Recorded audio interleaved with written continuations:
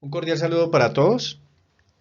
En esta ocasión vamos a hablar un poco sobre la ciencia de los materiales y la influencia que tiene en el diseño de puestos y ambientes de trabajo.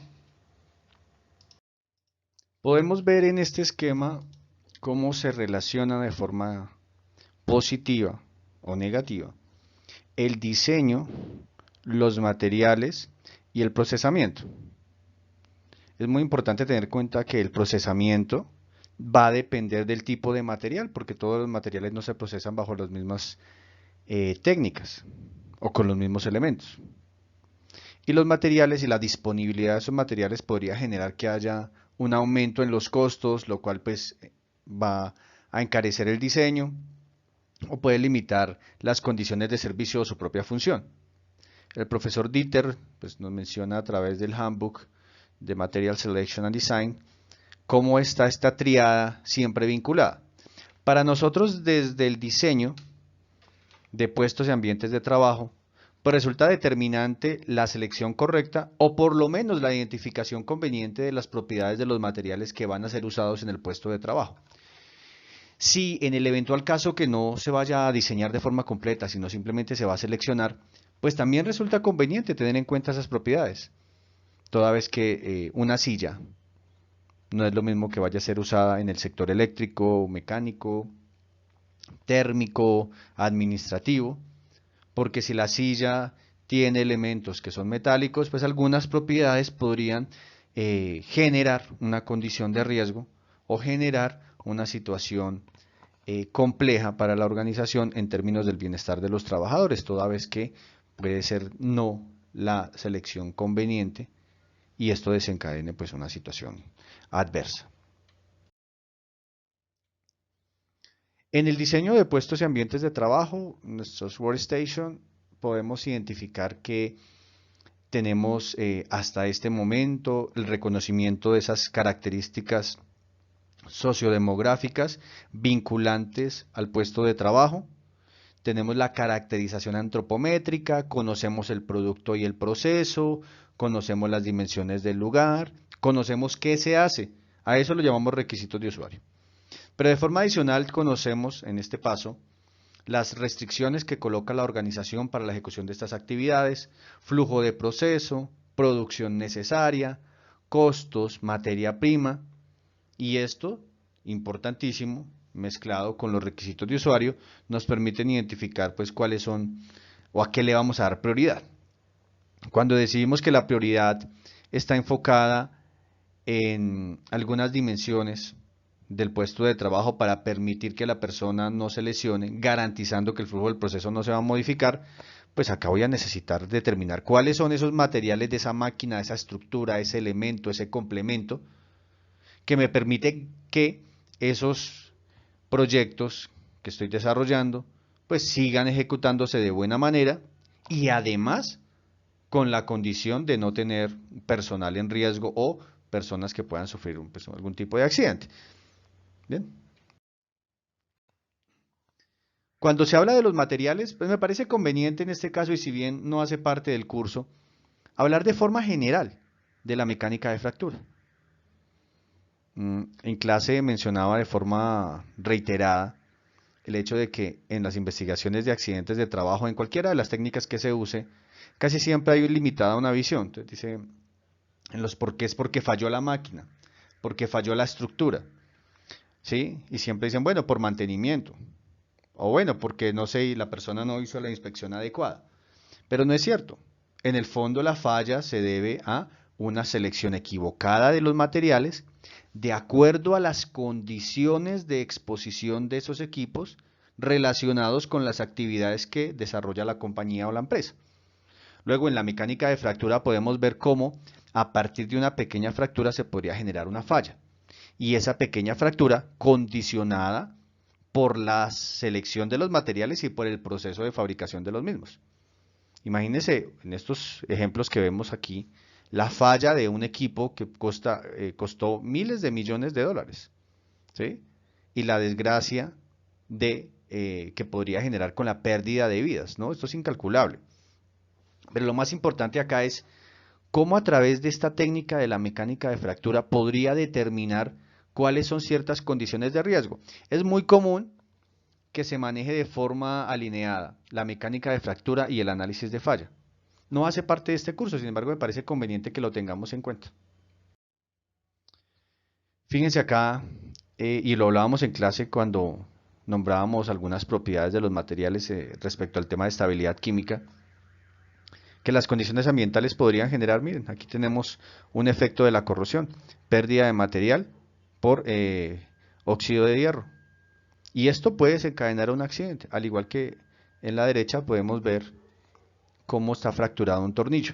Imagínense que un tornillo, un perno, una unión de un andamio esté en estas condiciones o se haya seleccionado equivocadamente, pues puede ser que al inicio no genere un accidente, pero con el uso, ¿sí?, vamos a encontrar una debilidad en ese punto y si nadie se da cuenta o no se reconoce el punto de debilidad de la estructura, pues fácilmente podríamos tener un accidente. Esta mecánica de fractura, pues tomado acá un ejemplo de cómo investigar accidentes e incidentes de trabajo de la ARL positiva, nos menciona en este diagrama de pescado o diagrama de Ishikawa, nos menciona la mano de obra, las máquinas o herramientas. Miren acá lo interesante. Y siempre hay como generalidades, inclusive los materiales, ¿sí? Entonces acá hablan de madera en mal estado, en un accidente en el cual pues hubo una pérdida de vida de una persona. Acá quiero resaltar es que en esa técnica de investigación de accidentes, que este es un esquema básico del diagrama Ishikawa, muy sencillo, muy general, de las causas, por aquí hay un ítem que dice la madera en mal estado. Luego puede ser que para este caso la madera no era lo más conveniente, teniendo en cuenta las características o las condiciones a las que iba a estar sometido el equipo. Una mala selección de materiales puede ocasionar una falla. Empiezan con una grieta y terminan por una rotura. Y hay muchos accidentes que se generan debido a una mala selección.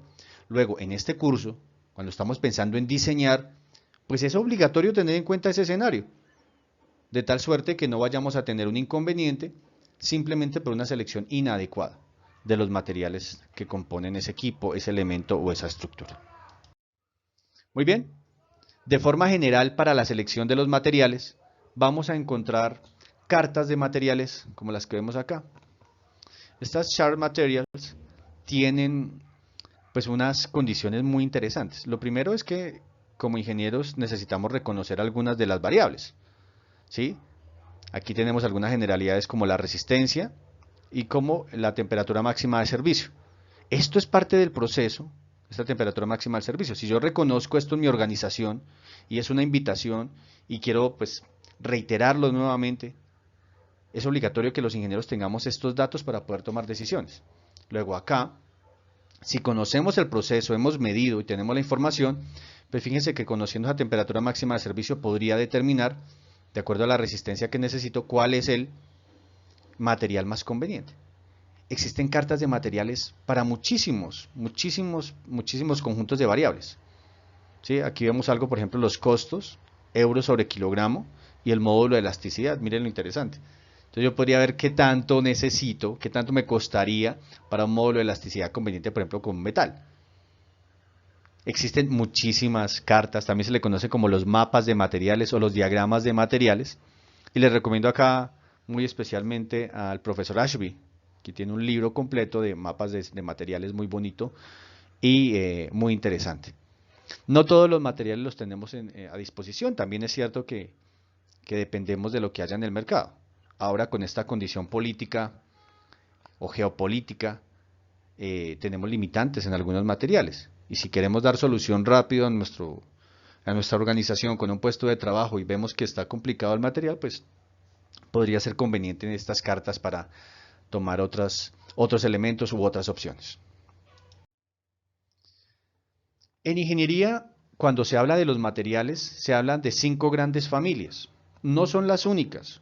Sin embargo, está la clasificación desde el punto de vista de ingeniería.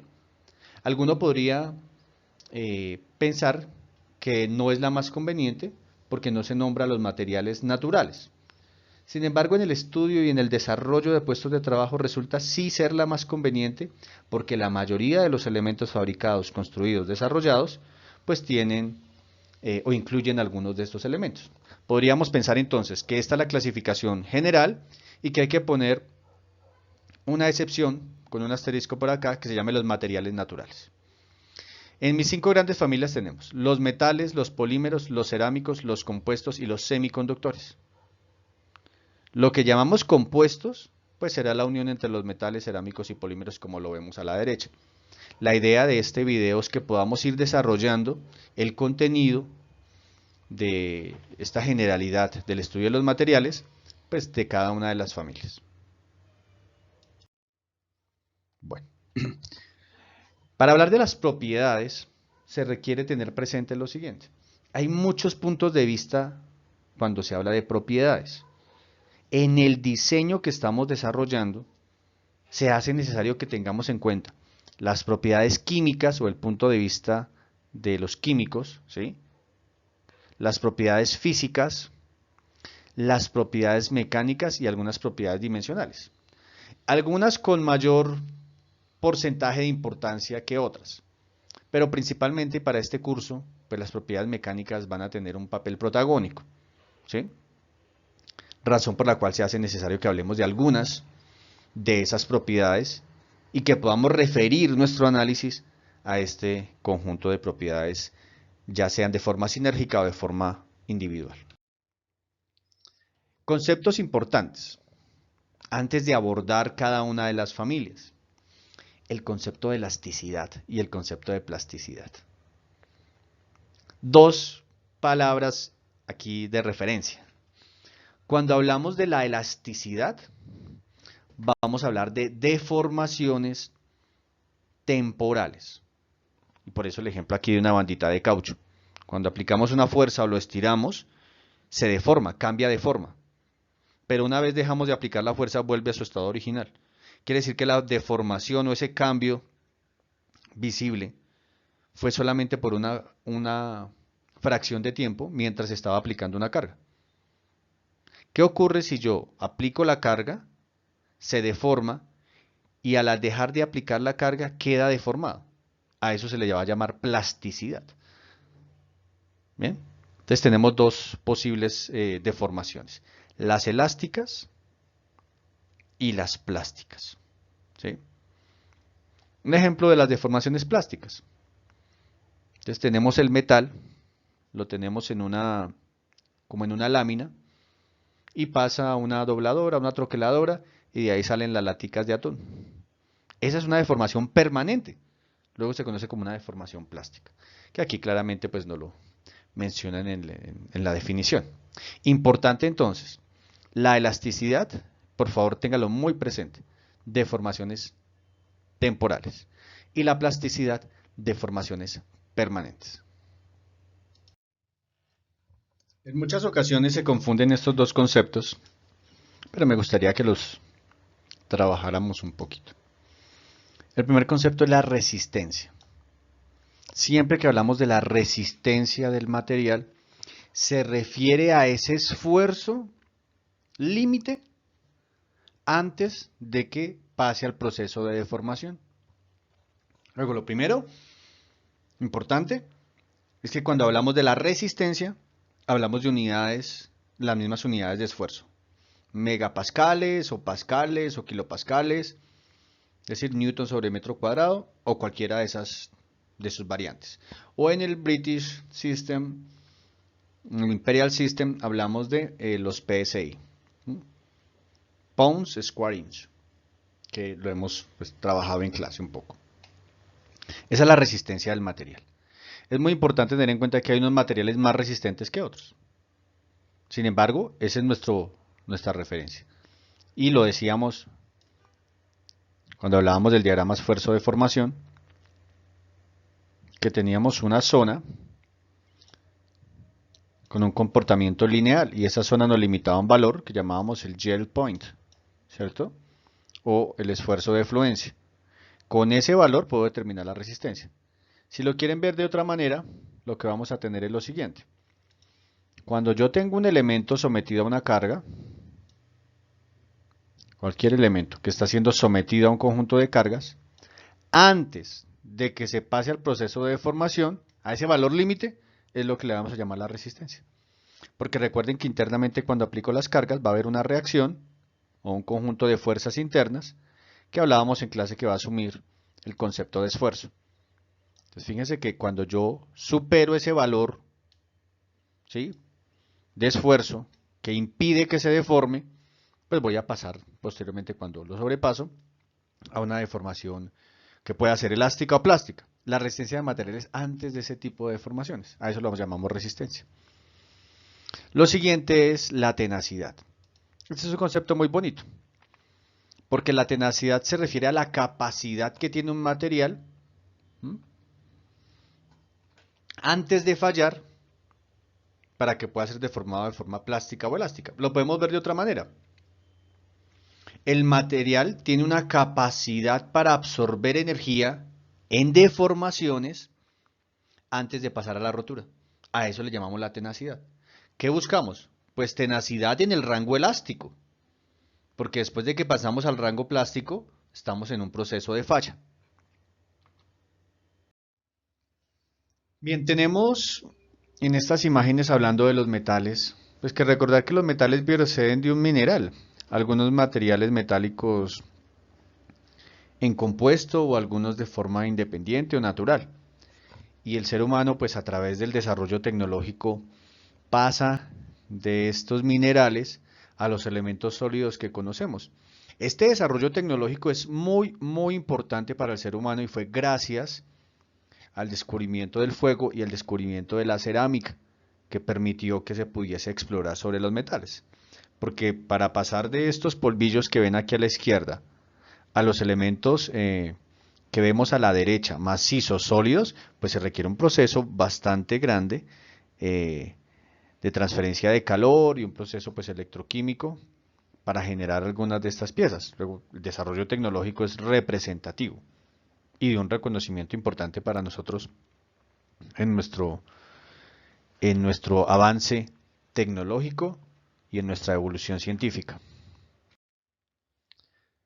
Como mencionaba hace un rato, pues los metales están aquí en nuestra tabla química y se ven algunos metales importantes, ¿sí?, como el hierro, el níquel, el cobre, el zinc, algunos de estos de forma natural, algunos metales que tal vez son muy reconocidos por ustedes, como el estaño, el bronce, el latón, ¿sí? Esos metales son compuestos, no vienen de forma natural. Por ejemplo, el latón, muy usado para las medallas. No sé si en este escenario puedan recordar en el colegio cuando, es que ustedes que son grandes deportistas, ganaban medallas, esas medallitas que dan en el colegio, esos trofeos generalmente son material que se llama latón. Y ese latón pues es una unión de dos metales. Muy bien, entonces claramente cuando hablamos de los materiales pues es necesario hablar de nuestra tabla de los elementos, donde están relacionados pues ya sean de forma natural o relacionados a través de una unión o un compuesto. Metales, pues vamos a tener dos grandes familias: los metales ferrosos y los metales no ferrosos. La clave acá es que cuando hablamos de materiales ferrosos, pues hablamos del hierro. Y los materiales ferrosos, pues son los que no tienen hierro. Básicamente esa es una diferencia. Entonces, la palabra ferroso implica hierro. Recuerden acá en la tabla periódica, en la anterior diapositiva, que relacionábamos pues precisamente el hierro.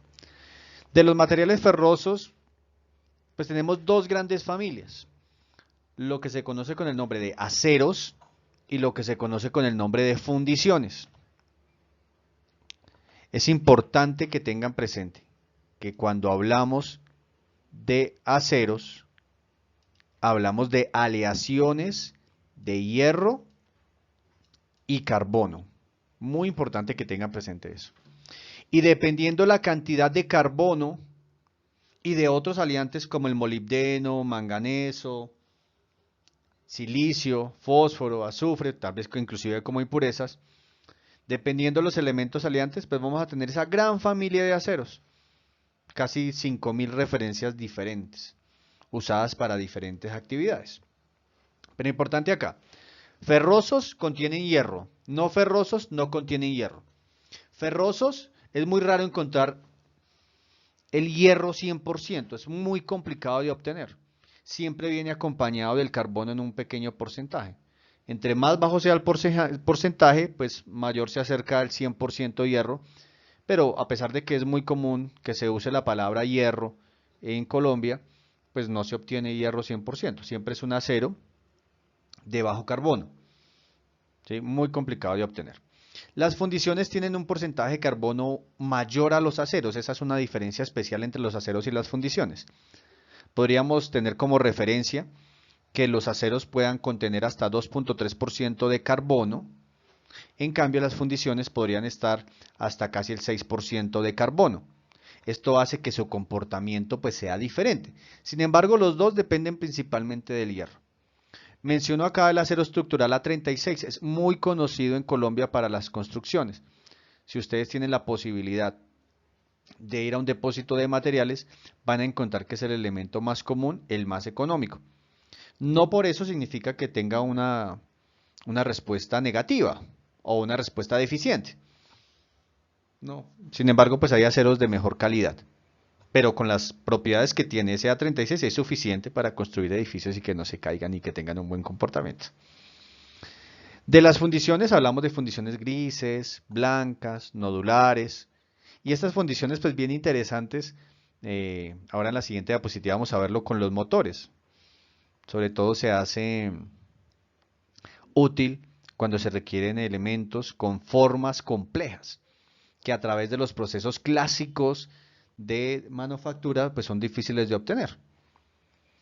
Los aceros reconocidos, muy reconocidos por todos, con unas propiedades bien interesantes que más adelante vamos a ver, pero acá tal vez la más relevante y en este momento que valga la pena resaltar son sus propiedades mecánicas. Por eso son usados, siempre que hablamos de los metales, pues son usados para soportar cargas, ¿sí? Por su buen comportamiento, pero especialmente los aceros tienen esa ventaja. Dentro de los no ferrosos, pues unos muy famosos como el oro, la plata, el aluminio, el titanio, el cobre, el estaño, el bronce, el latón. Recuerden que hablábamos que el bronce no se obtenía de forma natural, sino que era a través de un compuesto, de una unión de dos metales. Pero cada uno de estos con una ventaja especial respecto al otro. Cuando hablamos de los metales, hablamos de el desarrollo industrial de la humanidad. Permitió la fabricación de puentes, la fabricación de estructuras, permitió el crecimiento de las empresas a través del desarrollo de máquinas.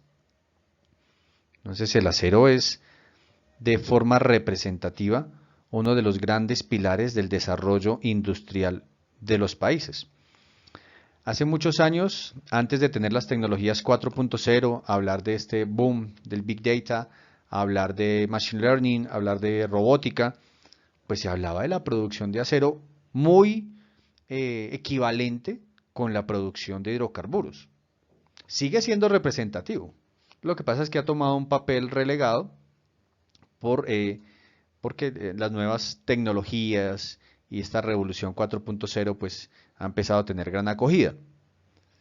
En Colombia, producción de acero tenemos a partir de las siderúrgicas, como en Paz del Río, también producción de acero a través de la chatarrización y a través de los procesos de fundición de los grandes hornos, y nos permiten pues nuestro desarrollo industrial. No damos abasto en Colombia a través de nuestros metales, de ninguno, no damos abasto para nuestro consumo interno, razón por la cual pues grandes proveedores, por lo menos del acero, será China, Turquía, Brasil para Colombia. En el tema del cobre, pues tenemos un campeón mundial como Chile, que provee cobre pues, a nivel mundial. Nosotros no necesariamente traemos mucho de Chile, porque Chile trata de tener sus exportaciones hacia Europa y Estados Unidos, pero sí de otras regiones que son muy fuertes en el tema del cobre. En el tema del aluminio, Colombia algo tiene, pero no somos muy fuertes tampoco. Y por eso pues tantas importaciones de los materiales. ¿Sí? China es un proveedor pues muy representativo. ¿Qué más podemos decir de los metales? podemos decir que tienen propiedades térmicas, eléctricas, que más adelante vamos a abordar, pues de pronto de una forma más explícita. Importante también aquí reconocer que para el diseño de puestos y ambientes de trabajo, los metales resultan ser protagónicos en la mayoría de los casos en los cuales se pretende soportar cargas. No en todos, pero en la mayoría. Los andamios, las hebillas del arnés, muchas correas, muchas cadenas, ¿sí? O elementos de sujeción para izaje, guayas, todos son elementos metálicos por esa condición especial de soportar cargas. Aquí vemos en esta tabla, vemos las categorías de los aceros con su nomenclatura. Miren, los aceros que comienzan con 10, el famoso 10-10, ¿sí? Ese famoso 10-10, el 11-40, el 12-60. Cuando empiezan por 11, 12, 13, 14, 15, cada una de esas numeraciones tiene una razón de ser. Porque, por ejemplo, los que comienzan con 1, ¿sí? Se llaman aceros al carbón. Bien, los 1-0, 1-1, 1-2 y 1-5. Los 1-3 son aceros con manganeso. Los que comienzan con 2-3 y 2-5 son aceros con níquel. Los que comienzan con 3-1 son aceros con níquel, cromo. Los que comienzan con 4, la serie 40, por ejemplo acá hay uno muy famoso, el 40-45, muy usado, son aceros al molibdeno. Los 41, cromo molibdeno. Aquí hay uno muy famoso en Colombia también, que es el acero estructural 41-40, muy usado, cromo molibdeno. Los 43, níquel, cromo molibdeno, no todos, al igual que la serie 47, 81, 86, 87, pues fíjense que cada uno lo que tiene es un porcentaje de esos elementos aliantes diferentes. Aquí aceros al cromo, los 50 y 51, y pues aquí vemos varios elementos aliantes, pero casi siempre vamos a tener molibdeno, manganeso, níquel, cromo. ¿Bien? Aparecerán más adelante los famosos aceros inoxidables, y de ellos vamos a hablar en un rato. Pero siempre tengan presente que el inicio de la serie es dependiendo del elemento aliante. Lo que falta, ¿sí? En esas X que ven, es el porcentaje generalmente de carbono que tiene ese acero. Entonces acá nos hablan del elemento aliante, pero recuerden que siempre que hablamos de acero, hablamos de esa combinación hierro-carbono. ¿Sí? La famosa aleación hierro-carbono. Bien, propiedades de los metales. Estas propiedades son maravillosas, son bien interesantes. Son las famosas propiedades mecánicas. Que siempre que pensemos en los metales, las propiedades mecánicas deben ser de referencia y relevantes para la selección o para la comparación. La dureza. La dureza es una de las propiedades bien bonitas, que es la resistencia a la abrasión, a la indentación, o la resistencia del elemento a ser penetrado o atravesado. ¿Sí? Entonces, si tenemos un escenario de un puesto de trabajo en el cual hay exposición a partículas, ¿sí? Pues puede ser conveniente que la protección sea a partir de un elemento metálico porque tiene una buena dureza, es muy difícil que sea atravesado. La tenacidad y la resiliencia. Estas dos son relacionadas con la absorción de energía. Luego, si nuestro puesto de trabajo, la máquina, la estructura del elemento, la parte, la sección, sufre impactos, pues una forma conveniente para evitar que esos impactos generen un daño mayor es a través de un material metálico el cual puede resistir a través del proceso de deformación esa cantidad de energía o absorberla. Tenemos la ductilidad, ¿sí? ¿Esa ductilidad a qué se refiere? A la posibilidad de deformar plásticamente el metal. El metal puede tener diferentes formas y basta con que en este instante, mientras ven el video, por favor revisen en sus casas las llaves de la casa.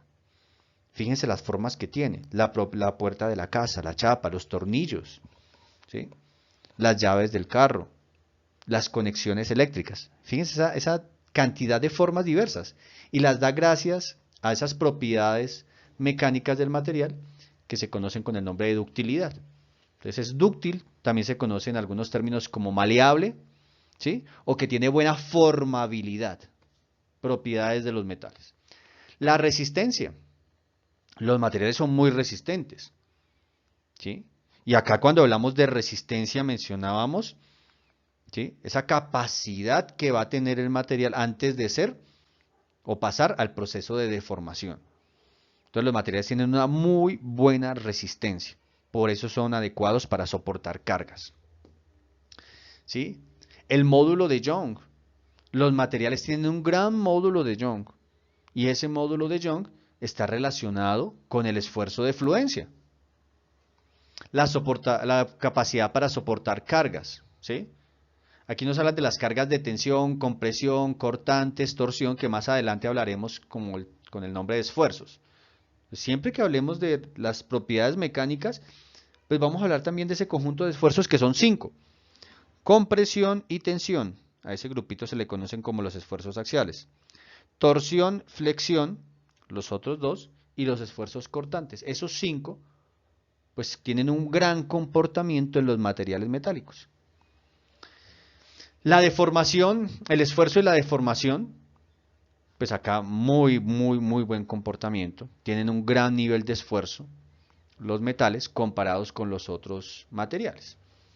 Aquí, pues relevante tal vez reconocer las unidades que se usan para el esfuerzo, para la resistencia, ¿sí?, que son los pascales o son los PSI, cualquiera de las dos versiones, y con cualquiera de sus múltiplos y submúltiplos. Otras propiedades bien interesantes de los metales, ¿sí?, puede ser cuando se hable del tema magnético. Los metales, no todos, pero algunos tienen propiedades magnéticas, ¿sí? Quiere decir que se comportan con una polaridad especial y permiten que el campo magnético que se genere pues promueva un movimiento de energía, muy usados en el sector eléctrico. Por eso se usan las bobinas de cobre, ¿sí?, un metal que permite pues un gran acople con el campo magnético y la generación de electricidad. Tenemos también que algunos metales pueden reaccionar de forma positiva a los procesos de corrosión, ¿sí? Eso se lo vamos a llamar estabilidad química. En general podríamos decir que la estabilidad química es mala, ¿sí? Pero no porque la mayoría de los metales no tengan esa capacidad, no, sino porque la mayoría de los metales usados, los usados, que son de una sola referencia, que son los aceros los más usados, pues muchos no tienen esa capacidad. Es más por volumen que por clasificación. Los metales se pueden tener aleaciones entre ellos mismos, como el ejemplo del latón. Son maleables, tienen una alta densidad. La alta densidad, pues, en palabras simples las podemos relacionar con el peso. Entre mayor densidad, pues mayor peso. Si yo comparo un kilogramo, un metro cúbico de un acero y un metro cúbico de un polímero, pues el peso va a ser muchísimo mayor en el acero que en el polímero, ¿sí? El metal, por su tipo de enlace, que ellos tienen enlace metálico y también tienen un enlace secundario que son las fuerzas de Van der Waals, los metales son muy buenos conductores eléctricos y tienen una capacidad para conducir calor muy buena debido a ese enlace metálico. Entonces, buenos conductores eléctricos, buenos conductores térmicos, tienen unos altos puntos de fusión, buena densidad, buena formabilidad, maleabilidad. Generalmente son sólidos en la temperatura ambiente. Es muy raro encontrarlos de una forma diferente. Hablando un poquito más de esa estabilidad química y de la corrosión, les decía que es por volumen, que se considera que es una propiedad pues negativa, porque los más usados generalmente se corroen más fácil, y no por clasificación, porque tenemos en los metales el oro, la plata, el aluminio, pues muy estables químicamente. Aquí, ¿qué es lo que ocurre cuando hablamos de la corrosión? Cuando hablamos de la corrosión, pues vamos a tener, primero que en un material metálico, vamos a tener átomos de hierro. Y esos átomos de hierro, los Fe, reaccionan con los átomos de oxígeno. Entonces acá nos están mostrando una gotica de agua sobre un elemento metálico de acero, ¿sí?, de un acero normal, el cual reacciona generando este famoso óxido de hierro. Este óxido de hierro, ¿qué es? Lo que llaman acá el rust, la herrumbre, ese color naranjita, ese polvillo naranja, café, que se forma sobre la superficie del metal y que generalmente es débil, es quebradizo, que inclusive uno con la mano lo podría quitar. Esa herrumbre, ¿sí?, es perjudicial porque se genera ese efecto, ¿sí? Y una vez se genera ese efecto, pues esto como se cae tan fácil, se genera nuevamente ese efecto de forma cíclica hasta que se hacen, pues, agujeros o se daña completamente la pieza. Claramente va perdiendo su capacidad. Fíjense acá a la izquierda cómo se ven estas tuberías. Esto ocurre con los materiales metálicos que tienen de forma exclusiva hierro, carbono y otros aliantes que no sean níquel y cromo. Muy importante, que no sean níquel y cromo. Aquí vemos en la parte izquierda una estructura, un conjunto de estructuras a nivel industrial. Esto lo encontramos nosotros, por eso es que hay que hablar del diseño. Fíjense esta escalera. En esas condiciones, la escalera que está en el patio, en unas condiciones que no son las convenientes, ¿sí?, podría ocasionar un accidente. Podríamos tener acá un accidente inclusive grave debido a la estructura. Mira esta estructura portante completamente corroída. Lo que significa es que se seleccionó mal o, aun cuando se debió diseñar de esta manera, no se tuvieron en cuenta los elementos de protección, que para eso tenemos la pintura y tenemos los procesos electroquímicos, que se encargan de colocar una frontera entre el oxígeno y el metal, evitando que sufra pues, el proceso de corrosión. Porque aquí claramente tenemos una condición de riesgo. Por eso es importante hablar de los materiales en el diseño. En la derecha que vemos, pues dos metales que no tienen ese problema, como son el aluminio y el acero. Por eso son el acero inoxidable. Por eso son tan usados en el sector de alimentos y en el sector de medicina. Porque imagínense operar a una persona con un bisturí que tiene estos residuos de óxido. Pues se muere la persona, ¿cierto? Le da una complicación y va a fallecer lamentablemente porque esa complicación, ¿cómo la manejan a nivel interno? Muy difícil. Se usa el aluminio y el acero. Y una pregunta que me hacen siempre, dice, bueno, ¿por qué se llaman inoxidables? Eso es como una mala traducción, ¿sí? Porque acá no dice inoxidable. Realmente el aluminio se oxida, el oro se oxida, el cromo se oxida. Lo que ocurre es que esa oxidación, diferente a los óxidos de hierro, ese óxido de oro, óxido de aluminio, óxido de cromo, son duras, más duras que el propio material, se adhieren en la superficie y evitan que se dé ese proceso cíclico. Y si se llega a romper una sección, nuevamente se genera. Se conoce como la autopasividad, esa propiedad que tienen esos materiales de generar esas capas de forma automática y que de una vez eliminan el proceso cíclico, que es el que genera la problemática con los aceros. Cuando están sometidos al oxígeno, pues se empieza a generar la herrumbre y esa herrumbre se va perdiendo, ese polvillo, esa capa superficial se va perdiendo y se genera de forma cíclica nuevas capas hasta que se pierde completamente el material. No ocurre con el aluminio, con el acero inoxidable, ni con la mayoría de los no ferrosos, eso no ocurre. Bien, acá por favor tengan presente que esa es una razón importante por la cual se usa para los alimentos.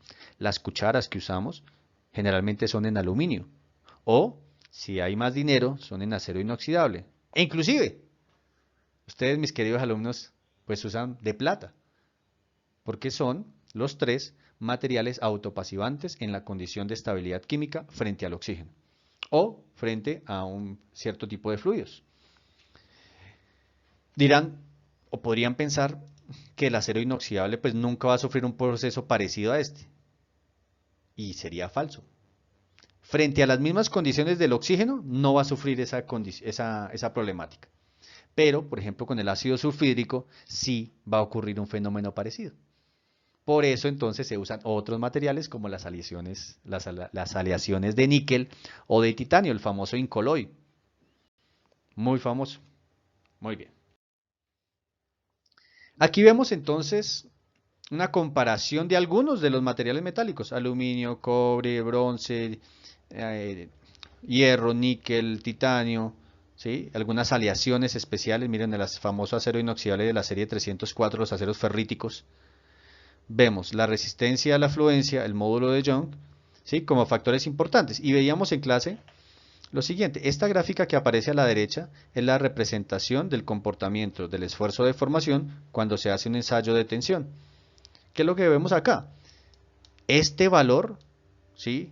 El yield point, o la resistencia a la fluencia, o el esfuerzo de fluencia, es el que más adelante vamos a usar para calcular el factor de seguridad. Para determinar si ese diseño, esa silla, esa estructura, ese elemento, ese complemento que hicimos, pues tiene la capacidad para soportar la carga sin que su material vaya a fallar. Entonces se hacen diferentes pruebas con los diferentes materiales, con sus diferentes combinaciones, y vamos a encontrar estos valores. Los que tengan este módulo de Young es la pendiente que aparece acá, la pendiente de esta recta. Los que tengan mayor pendiente, pues van a tener un mayor nivel de resistencia. Fíjense acá, el níquel, el acero tienen un mayor nivel de resistencia, ¿sí? El molibdeno, que por ejemplo las aleaciones de zinc cromo o el aluminio. Luego el aluminio muy interesante, pero al tener un menor módulo de elasticidad o módulo de Young, significa que tiene menos capacidad para soportar carga. Por eso el aluminio no se usa a nivel estructural. Se usa más para complementos, en fachadas, ventanas, porque no requieren soportar tanta carga. Si yo quiero soportar mucha carga, pues iría aquí al molibdeno, pero el molibdeno no lo tengo al 100% de forma natural, o sea, no lo obtengo. Razón por la cual pues el siguiente va a ser el acero, el níquel tampoco. Entonces voy a tener ese acero, por eso el acero es el más usado para la resistencia a las cargas. Fíjense porque tiene el mayor valor del módulo de elasticidad que se refleja aquí como la mayor pendiente. El que tiene menor pendiente va a tener este comportamiento. ¿Qué significa esto dentro de todo? Que el que tenga menor pendiente también, ¿sí? No todo es malo, va a tener una mayor zona elástica. El que tenga mayor pendiente va a tener una menor zona elástica. Inclusive si aquí graficamos sobre un cerámico será aquí casi pegado a la línea vertical. Entonces la posibilidad de deformarse elásticamente es mínima. Bien, eso es algo muy interesante que nos dan este conjunto de gráficas. Siguiendo con los no metales, perdón, con los no ferrosos. Hablamos del oro, de la plata. Estos metales también tienen muy buenas propiedades. Las mismas que hablamos inicialmente, que son generales para todos los metales, pero aquí comparados con el acero. El oro es el mejor conductor térmico y eléctrico que existe. Lo que pasa es que el oro, en su concepción de importancia, no se da por esas propiedades mecánicas, sino se da más por una condición estética. ¿Sí? No se usa, no hay estructuras en oro. Una casa donde las vigas y las columnas sean en oro, no. Primero porque no tiene la capacidad. Y segundo porque no tenemos esa cantidad. ¿Sí? Se usa para otras cosas, representación de la moneda y condiciones estéticas. No hay un horno completamente en oro. ¿Sí? Sería importante tenerlo, porque esas condiciones de transferencia de calor serían las mejores. Sería muy fácil el proceso de fundición o de cocción que se haga en un horno. La plata tiene un gran comportamiento. El cobre, si bien no es el que mejor comportamiento respecto a la conducción eléctrica tiene, ni térmica, tiende a ser el más usado a nivel industrial, porque tenemos más y porque es más económico que el oro y la plata. Sí, aquí tenemos el aluminio, un gran comportamiento también, no el mismo a nivel mecánico que el acero, pero también muy usado, por ejemplo, para temas eléctricos, ¿sí? Y sobre todo para temas estéticos y para temas de alimentos, muy usado el aluminio. Hay muchas propiedades de forma individual para los elementos que hacen parte de esa clasificación de los metales. Sin embargo, recordemos para finalizar este video que los materiales metálicos tienen una gran resistencia a las cargas, un buen comportamiento mecánico. Pensando en los 5 esfuerzos, tienen un buen comportamiento: torsión, flexión, compresión, tensión y cortante. Son buenos para conducir calor, buenos para conducir electricidad. La estabilidad química es regular. Tienen la posibilidad de tener buenas formas y adaptabilidad, son maleables, tienen muchas formas. Gracias a los metales pues existe también el desarrollo de los procesos de manufactura, ¿no? Arranque de viruta o mecanizados, forjado, doblado, troquelado, cortado, fundido, proceso de soldadura, pulvimetalurgia. Hay muchísimos procesos gracias al desarrollo pues, de los metales. Ya en el siguiente video vamos a hablar un poco más de las propiedades de los materiales no metálicos.